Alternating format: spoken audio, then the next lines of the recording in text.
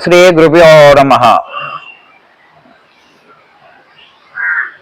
దిగంబర దిగంబర దత్తా దిగంబర శ్రీపాద శ్రీవల్లభ దిగంబర శ్రీ నరసింహ సరస్వతి దిగంబర దత్త మహారాజ్ కి జై. ఈ కలియుగములో అతి శీఘ్రంగా తొందరగా మనకి అనుకునే సమస్యల నుంచి పరిష్కారం లభించాలన్నా, మోక్షం లభించాలన్నా, మన యొక్క ఏదైతే మానవ జీవిత శరీరంలో మానవ జన్మ ఎత్తిన తర్వాత అనేకమైన సమస్యలకి ఎదురవుతుంటాం. ఒకటి రెండు కాదు, ఇప్పుడు ఈ కలియుగంలో అయితే అనేకమైన సమస్యలు ఎదుర్కొంటాం. మనం ఈ పంచేంద్రియాలు అనుకుంటుంటాం, ఏవి కూడా మన కంట్రోల్లో ఉండట్లేదు. ఇదే అవకాశాన్ని పుచ్చుకొని కొంతమంది మెడిటేషన్లు అని చెప్పి యోగా సాధనలు, అలాగే కొడల జాగృతులు, సాహస చక్రాల యాక్టివేషన్స్, ఇంకేదైతే ఏమిటి అనేకమైన ఈ గురువు భక్తులు మాయలో పాడేస్తున్నారు. నీవు దత్తభక్తుడైనప్పుడు ఇవన్నిటి మీద దృష్టి పెట్టడం ఎందుకు? అవసరం ఏముంది? స్వామి నాకు ఈ యొక్క ఏదైతే శాస్త్ర చక్రాల్లో యాక్టివేషన్ అవ్వడానికి ఏం చేయాలని అడుగుతున్నారు నన్ను అలాంటి ప్రశ్నలు ఎవరు అడగండి. శ్రీపాద వాళ్ళకి దత్త భక్తులుగా మేము దత్తుడి యొక్క అనుగ్రహాన్ని ఎలా పొందాలో అడగండి. అంతేగాని మూలాధార చక్రము యాక్టివేషన్ అయిందా లేదా స్వామి, అది యాక్టివేషన్ అవ్వట్లేదు, లేకపోతే శాస్త్ర చక్రం ఇంకా నాకు ఓపెన్ అయిందా లేదా అని అడుగుతున్నారు.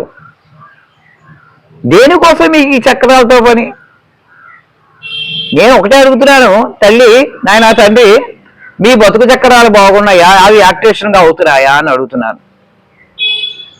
ఈ శాస్త్ర చక్రాలు యాక్టివేషన్కి అవుతున్నాయా నువ్వు ఆలోచించకపోతే నీ బతుకు చక్రం యాక్టివేషన్గా అవుతున్నాయా లేదా అని. ఎందుకంటే నీవు నీ యొక్క ఏదైతే నీ మా జీవిత మార్గంలో ఉందో అన్ని సక్రమంగా జరిగితే అన్ని చక్రాలు యాక్టివేషన్ అవుతాయి. నీ ఇంట్లో నీ పిల్లలతో బాధపడుతున్న వాళ్ళకి శాస్త్ర చక్రాలు యాక్టివేషన్ అవుతాయా నాయన?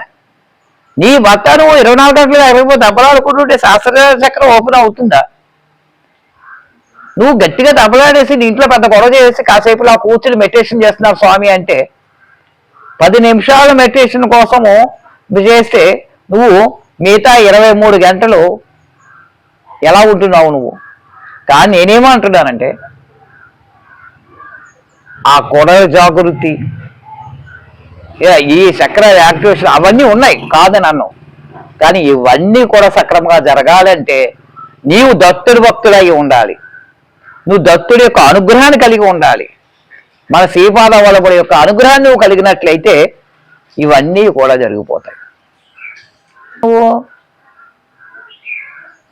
కాబట్టి ఇటువంటి కొడల జాగృతులను శాస్త్ర చక్రాల యాక్టివేషన్ల మీద దృష్టి పెట్టడం కన్నా శ్రీపాద వల్లభుడి మీద ఎక్కువ దృష్టి పెట్టినట్లయితే బాగుంటుంది అని నా ఉద్దేశం.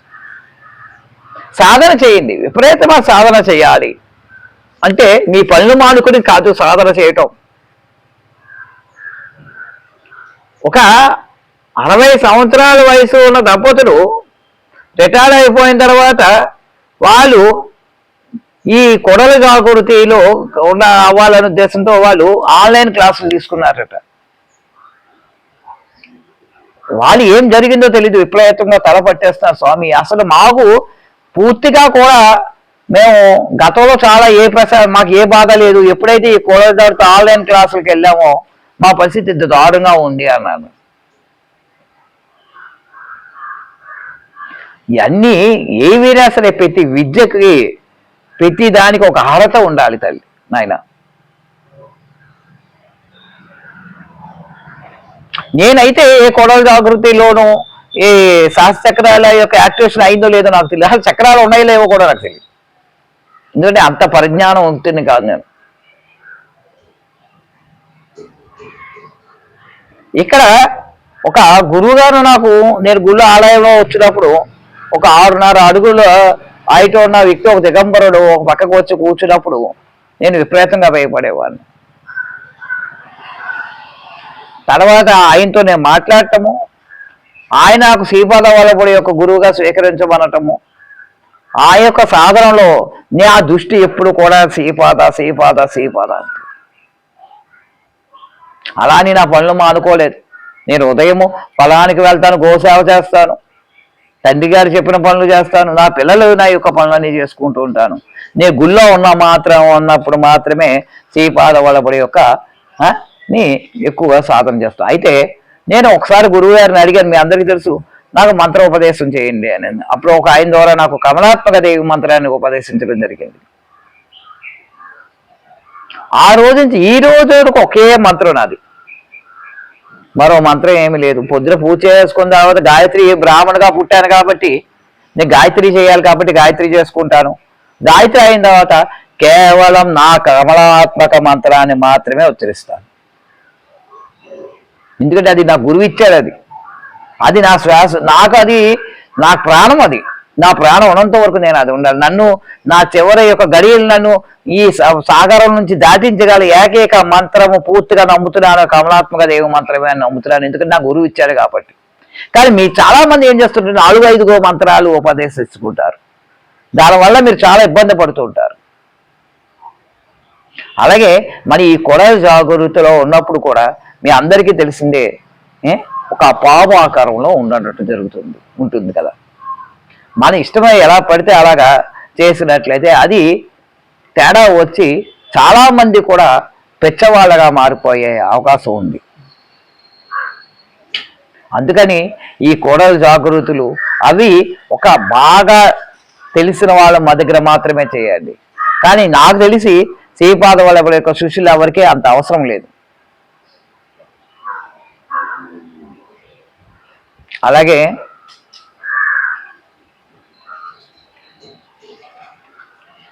ఏంటి కాబట్టి పూర్తిగా మనస వాచ్యకరమైన కూడా శ్రీపాద వల్లభుని ధరిస్తూ ప్రతి వాళ్ళు కూడా శ్రీపాద వల్లభుడి యొక్క చరిత్రని పూర్తిగా అవగాహన చేసుకోవండి. మీ అందరికీ ఒక గురు చరిత్రలో ఒక అధ్యాయం చెప్తాను నేను. ఒక కథ, ఒక పేద బ్రాహ్మణుడికి దత్తుడు వచ్చినప్పుడు ఆయన భిక్ష అడిగినప్పుడు, స్వామి మా ఆయన యాగేకానికి బయటికి వెళ్ళారు, వచ్చే వరకు ఆగండి అని చెప్తాడు ఆయన. నాకు అంత సమయం లేదు, ఇవ్వండి, అక్కడ ఆవు ఉంది కదా, ఆవు పాలు ఇవ్వమన్నప్పుడు ఆవిడ చెంబు పట్టుకుని వెళ్తుంది. ఒట్టిపోయిన ఆవు అని చెప్పినా సరే వినకపోతే ఆ చెంబు పట్టుకుని వెళ్తుంది, వెంటనే పాలు ఇస్తారు. అంటే ఆ ఒట్టిపోయిన ఆవు అయినప్పటికీ కూడా ఈవిడ చెంబు పట్టుకెళ్ళింది అంటే ఆ గురువుని సంతృప్తి పెట్టాలని. అటువంటి సంతృప్తమైన పనులు మనం చేయగలగాలి. అలాగే మనసు అనేక రకాలుగా లాగుతూ ఉంటాయి. అది కామం కావచ్చు, క్రోధం కావచ్చు. మనిషి జీవితాన్ని ఈ రెండే మనిషిని నాశనం చేసేది, దిగువగా పడిపోయేది. అది చిన్న వయసు నుంచో కూడా, ఒక యుక్త వయసు నుంచి పెద్ద వయసు వచ్చే వరకు కూడా ఈ 2 సమస్యలతో బాధపడుతున్నారు. నాకు అనేక మంది ఫోన్లు చేసి చెప్తున్నారు, ఎలాగా స్వామి ఈ కోరికల నుంచి నేను ఎలా బయటపడాలి, లేదా ఈ క్రోధం నుంచి, విపరీతమైన కోపం నుంచి ఎలా బయటపడాలి. అది నువ్వు పెద్దగా ఆలోచించడం వల్ల దాని గురించి నీకు అదేదో పెద్ద ప్రమాదకరమైన దానిలా కనపడుతున్నది. అది ఏమీ ప్రమాదం ఏం కాదు.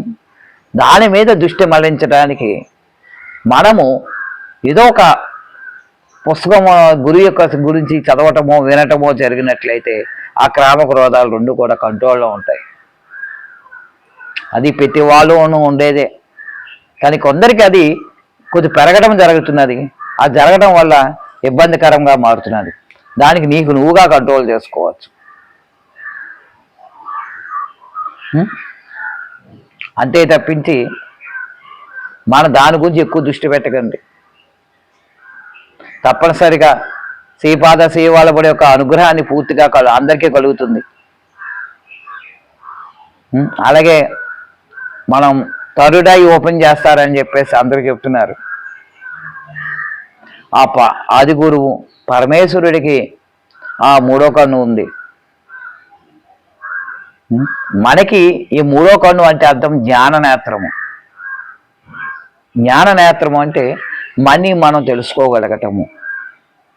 మనం ఎటువంటి పరిస్థితిలో ఉన్నాము, మనం ఎటువంటి స్థితిగతుల్లో ఉన్నాము, మనము తెలుసుకోగలగటమే జ్ఞాననేత్రం ఓపెన్ అవటం. దానికోసం ప్రత్యేకించి క్లాసులు అవి అవసరం లేదు.